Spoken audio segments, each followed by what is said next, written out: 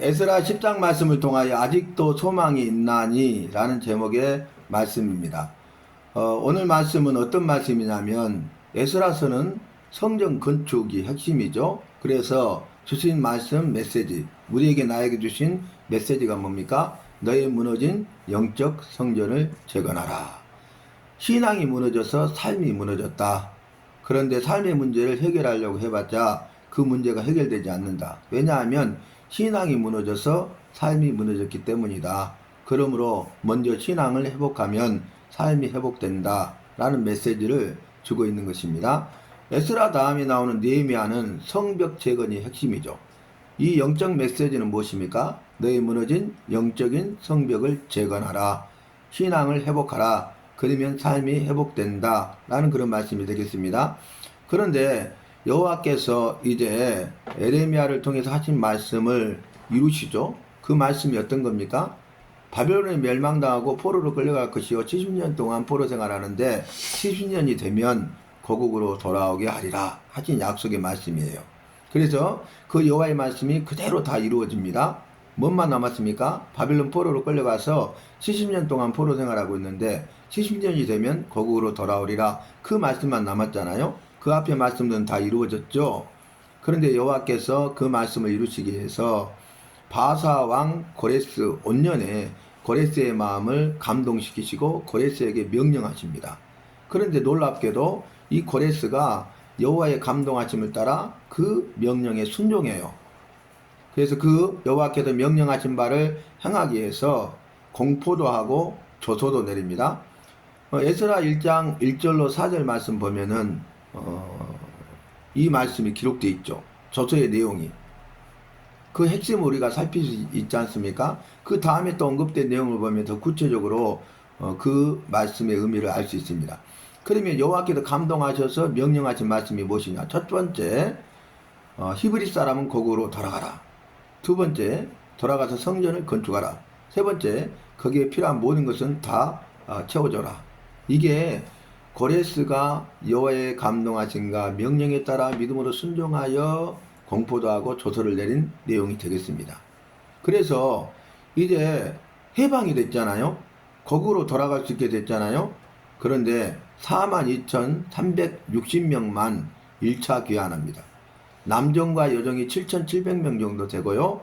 그 다음에 나귀와 또 그 짐승들이 돌아왔다. 이렇게 기록되는 것을 에스라 2장을 통해서 볼 수 있습니다. 자, 그러면 수많은 사람들이 여호와께서 에레미야를 통해서 하신 말씀을 이루시는 것을 보았어요. 여호와께서 고레스의 마음을 감동시키시고 명령하셔서 기적을 행하신 것을 보았어요. 그리고 그 말씀대로 믿음으로 순종해야 되는 것을 알고 있었어요. 그럼에도 불구하고 그들은 수많은 사람들은 여기가 좋사오니 하면서 고국으로 돌아가지 않고 바벨론 각도에 뿔뿔이 흩어져 그대로 살게 됩니다. 그래서 나중에 이 일로 인하여서 어떻게 됩니까? 한날 한시에 다 죽게 됐잖아요. 그것이 에스라 느헤미야 다음에 나오는 에스더서가 있는 거죠. 에스더.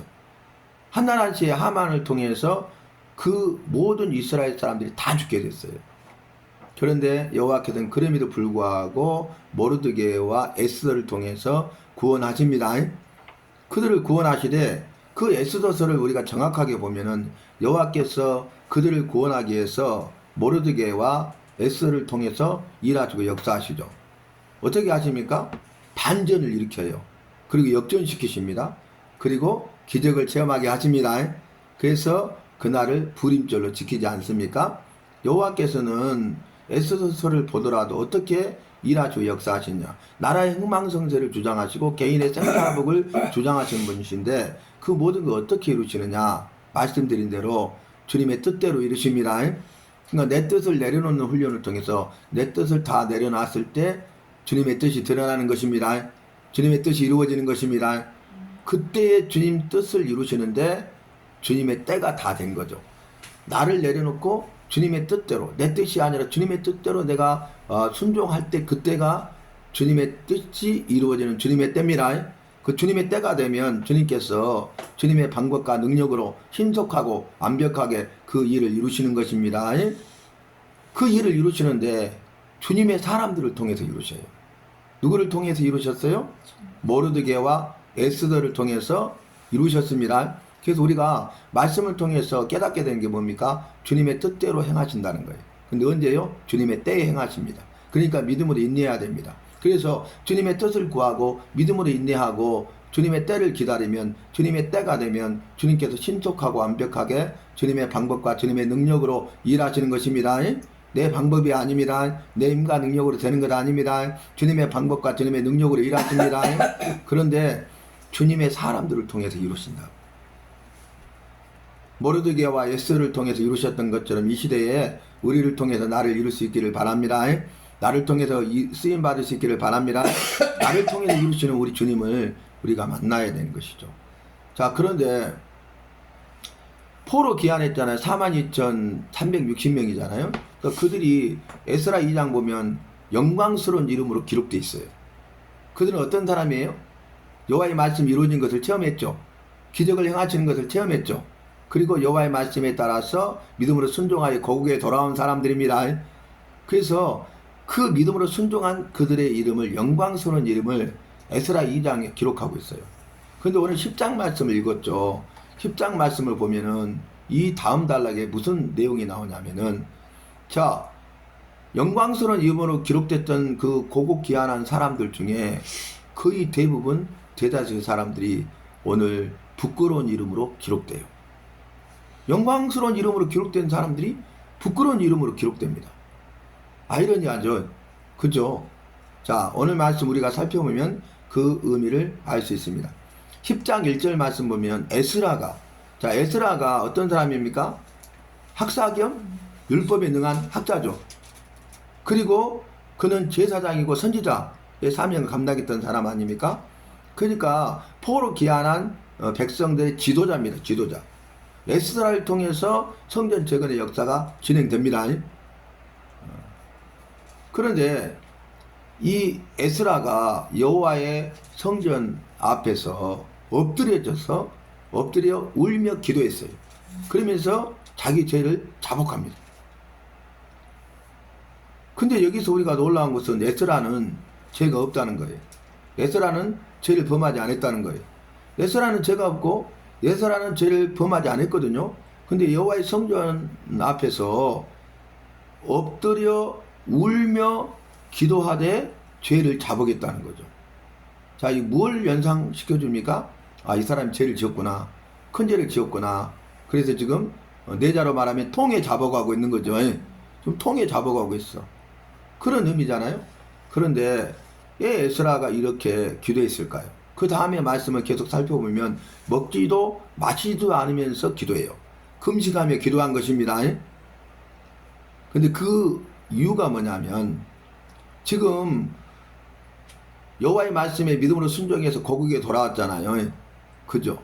근데 그들이 그 땅에 거하고 있는 이방 민족들과 통혼해요. 통혼. 그래서 자기 며느리 삼고 자기 아내를 삼아요. 큰일 났잖아요. 에스라는 그걸 알죠. 북이스라엘이 멸망당한 이유가 뭡니까? 남유다가 멸망당한 이유가 뭡니까? 이방인들과 통혼했잖아요. 그래서 그들이 결국 어떻게 합니까? 이방인들의 풍속을 쫓아 행하게 되고요. 이방인들이 행하는 가증한 일을 행하게 되니까 여호와를 떠나서 여호와를 버리고 여호와를 믿고 따르며 섬겨야 될 여호와의 백성들이 우상 숭배하는 죄를 범하고 죄를 깨닫지 못하고 여러 선지자를 보내도 회개치 아니하고 부지런히 사신들을 여호와께서 보내도 그들이 회개치 아니하고 끝까지 회개치 아니하고 예레미야를 통해서 최후 경고하고 최후 통첩했음에도 불구하고 그들이 끝까지 회개치 않으므로 북이스라엘이 멸망당하고 남유다가 멸망당했잖아요. 그러니까 여호와의 말씀에 믿고 순종해야 되는데 불순종했죠. 이방인들과 통혼하지 말라는 말씀대로 행하지 않았죠. 말씀대로 살아야 되는데 말씀대로 살지 않아서 죄를 범했고 죄를 끝까지 회개치 않으므로 나라가 망했잖아요. 그리고 남유다는 포로로 끌려가서 70년 동안 포로 생활했잖아요. 그런데 또 여호와의 말씀에 믿음으로 순종해서 고국 귀환한 자들이 성전 재건하는 자들이 이방인들과 통혼한 거죠. 여호와의 말씀대로 살지 않는 거죠. 회개치 않고 있는 거죠. 큰일 났죠. 이제 죽고 망하는 일만 남았잖아요. 그것만 비극입니까? 영원한 감옥이 지옥 형벌을 받아야 되잖아요. 그래서 에스라가 자기는 죄를 범하지 않았지만은 지도자로서 여호와의 성전 앞에서 엎드려 울며 기도하되 죄를 대신 자복한 거예요. 이 백성들의 죄를 자복한 것입니다. 이 나라와 민족의 죄를 자복한 것입니다. 이것이 에스라의 기도입니다. 이 기도를 하니까 2절에 그 스가냐가 일어나가지고 이렇게 말해요. 스가냐라는 사람이 에스라에게 말해요. 자, 우리가 여호와 앞에서 죄를 범했습니다. 그걸 말해요. 그런데 뭐라고 합니까? 그 말씀과 오늘 제목이죠. 아직도 소망이 있나니. 아직도 소망이 있다는 거예요. 그러면서 3절에 아직도 소망이 있는 이유를 말합니다. 그게 뭐냐면은 우리가 여호와의 말씀대로 하면 된다는 거죠. 그래서 이 이방 여자, 결혼한 이방 여자들과 그의 소생들, 자식들을 돌려보내고 여호와와 언약을 맺어서 율법을 지켜 행하면 된다는 거예요. 아직도 소망이 있습니다. 아멘.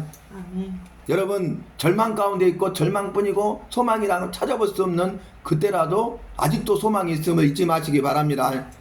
우리가 절망 가운데 있을 때, 소망이라고는 찾아볼 수 없을 때, 그때 소망 대신 주님을 만나면 소망이 있습니다. 그 소망은 영원한 소망입니다. 적용해 봅시다. 아직도 생명이 있나니 고백하시기 바랍니다.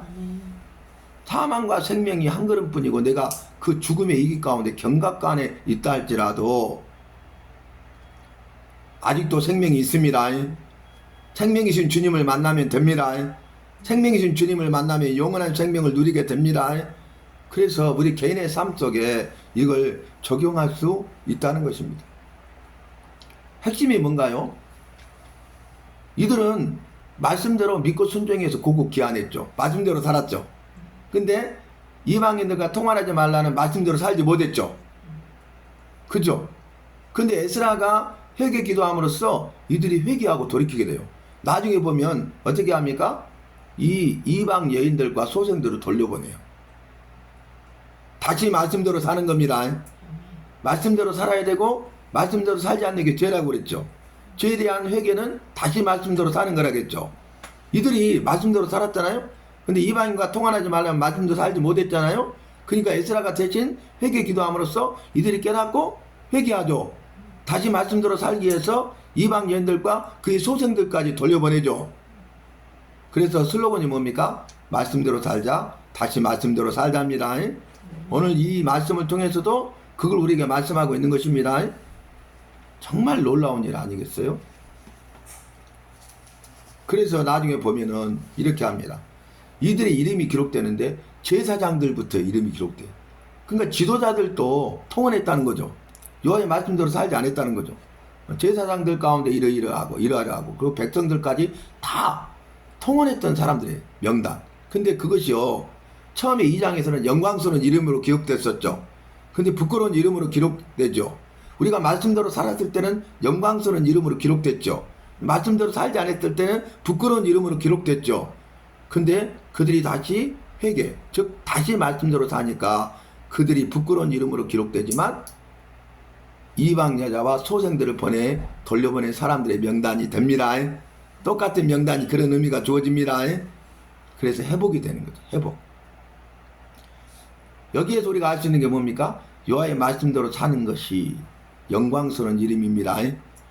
여호와의 말씀대로 살지 않으면 부끄럽습니다. 그러나 다시 말씀대로 살면 회복됩니다. 영광스러운 이름이 됩니다. 그래서 우리가 말씀대로 살고 다시 말씀대로 사는 것이 중요하다는 것을 우리에게 분명히 보여주고 있는 것입니다.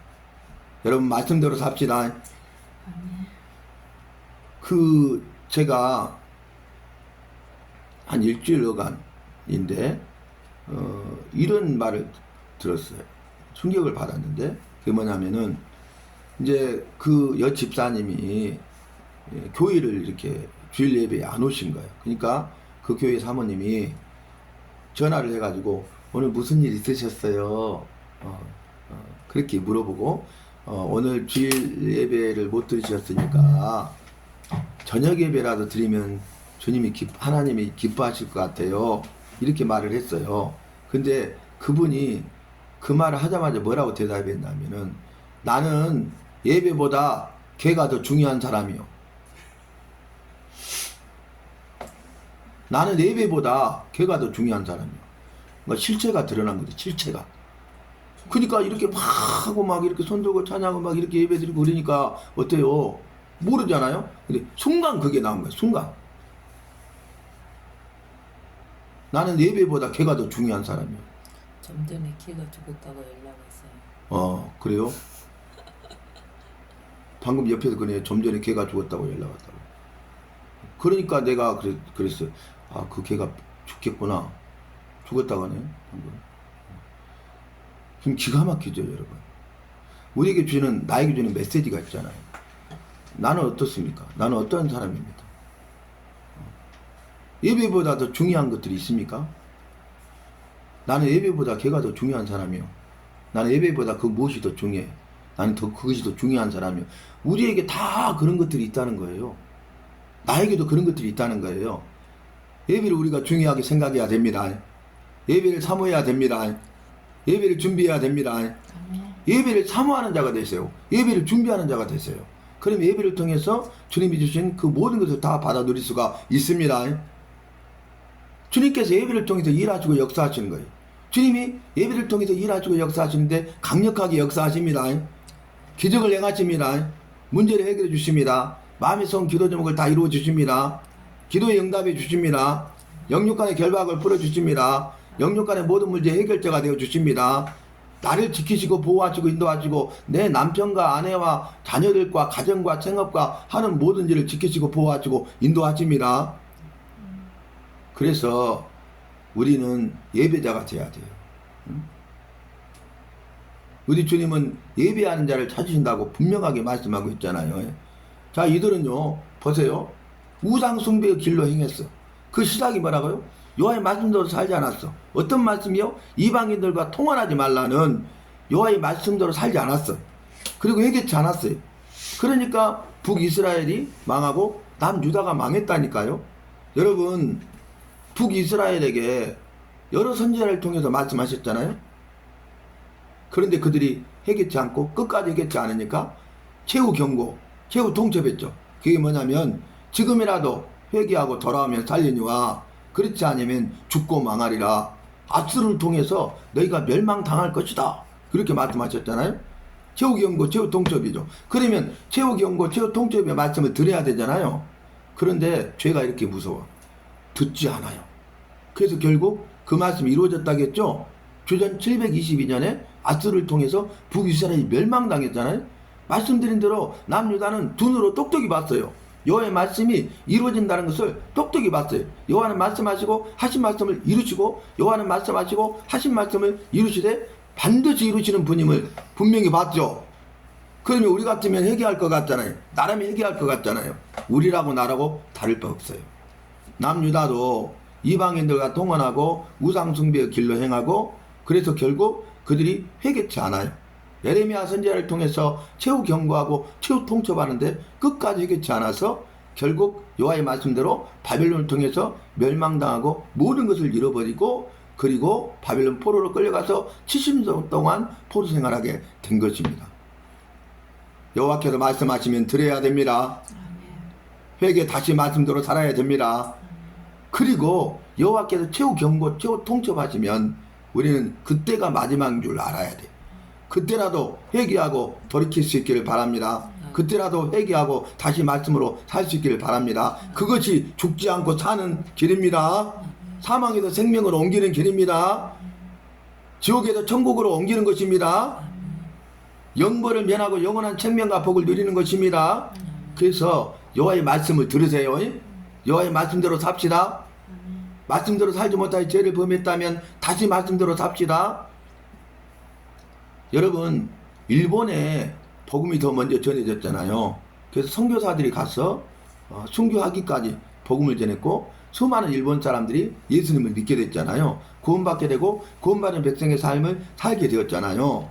그런데 놀라운 것은 일본이 세계 전쟁 대전을 일으켰잖아요. 근데 항복한 결정적인 이유가 뭐였습니까? 미군이 B-29 폭격기를 동원해가지고 원자폭탄을 투하해서 끝났어요. 항복했어요. 두 도시죠. 히로시마 나가사키에 원자폭탄을 투하했잖아요. 근데 이것은 우연이 아니라고 말씀드렸죠.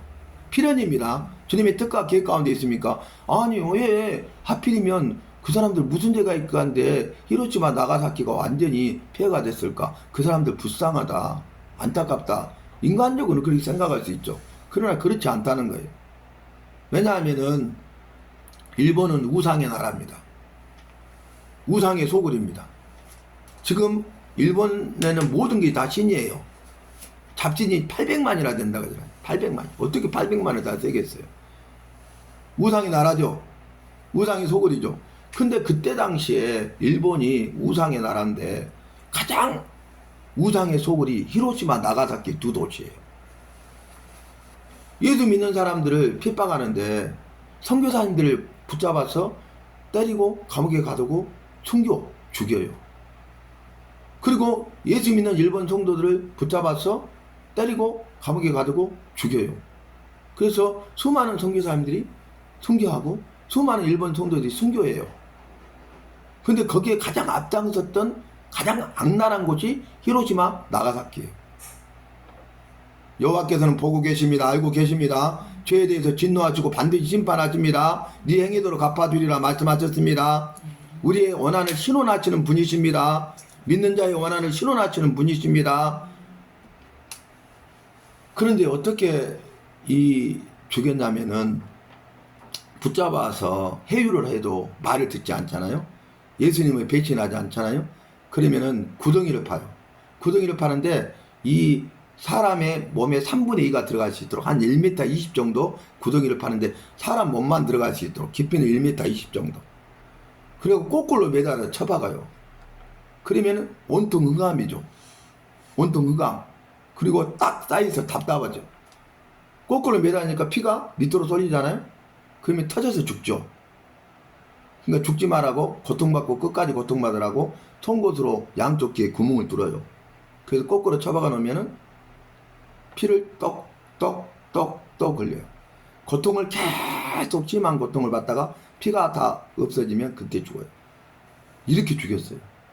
근데 그 현장, 순교의 현장 가운데 딱 해외에도 안 들이면 데리고 와서 그 앞에 예수님의 형상이 그린 초상화가 있어.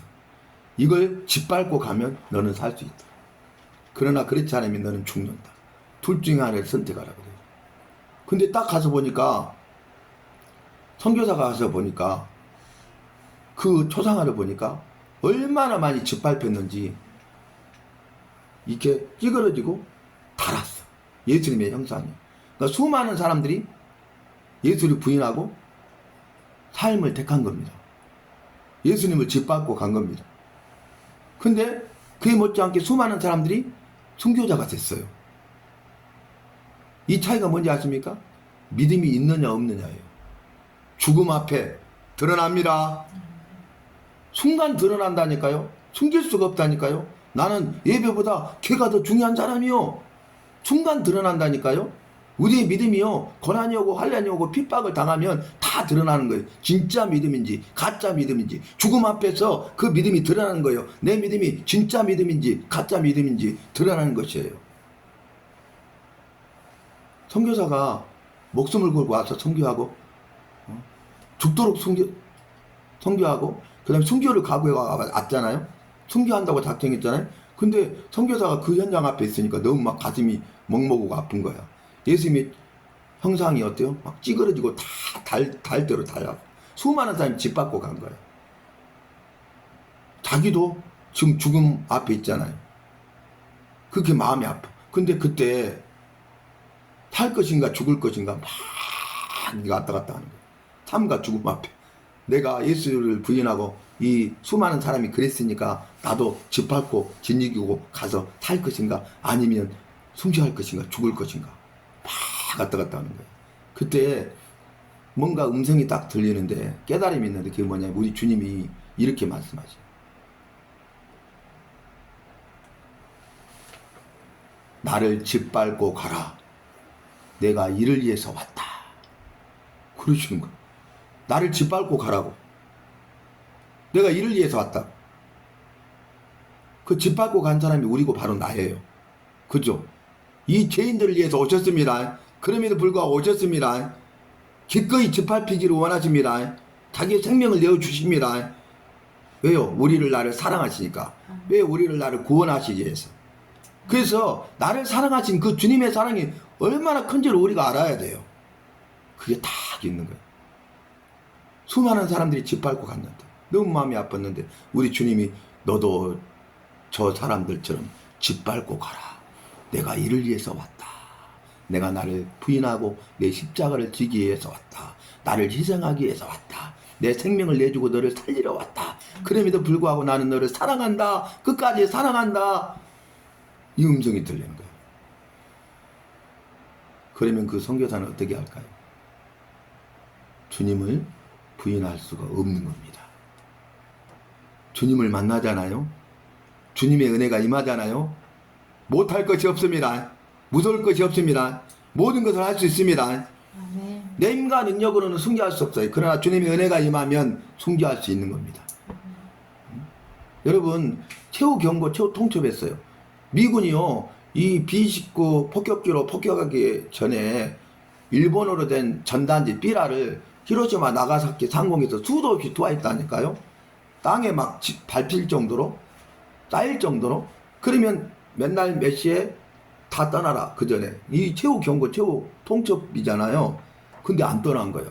그런 일이 있을 수 없다는 거예요. 하나씩 두 도시가 순식간에 폐허가 된다고? 이런 거짓말이 어딨냐. 그죠? 우리를 협박하고 있다. 근데 그 날이 가까우니까 혹시 몰라서 떠난 사람들은 살았습니다. 여러분, 사람이 최후 경고, 최후 통첩에도 그것이 마지막 기회예요. 근데 여호와께서 최후 경고하고 최후 통첩하실 때 그 여호와의 말씀을 드려야 되겠습니다. 그것만이 사는 길입니다. 그래야 내가 살아. 내가 살 뿐만 아니라 내가 살아야 나를 통해서 남편과 아내와 자녀들과 가정과 생업과 행하는 모든 일, 주변에 있는 사람들이 살아나는 것입니다. 주님은 나를 살리시기 위해 오셔서 자기 생명을 내어주셨어요. 그래서 나를 살리셨어요. 내가 살아나야 됩니다. 그래야 나를 통해서 다른 사람들을 살려낼 수 있는 것입니다. 나를 살려내셨어요. 그리고 나를 통해서 다른 사람을 살려내시는 거예요. 주님이. 이 일에 쓰임받아야 됩니다, 우리가. 그래서 오늘 제목이 뭐였어요? 이렇게 말했잖아요. 아직도 소망이 있나니 이 사실을 잊지 말고 기억하라. 아직도 생명이 있나니 이 사실을 잊지 말고 기억하라. 예수님 안에 있으면 아직도 소망이 있다. 예수님 안에 있으면 아직도 생명이 있다. 우리는 이 사실을 믿어야 돼. 이제는 다 끝났다고 말하지 마십시오. 소망이라고는 찾아볼 수 없다고 말하지 마십시오. 온통 절망뿐이라고 말하지 마십시오. 죽음 외에는 이제는 다른 길이 없다고 말하지 마십시오. 그때에도 아직 소망이 있습니다.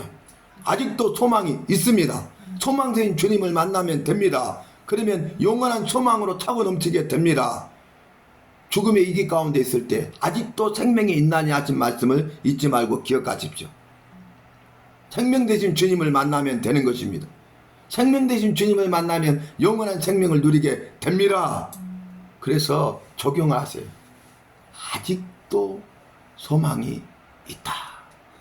아직도 생명이 있다. 아직도 기회가 있다. 이렇게 적용을 해야 돼요.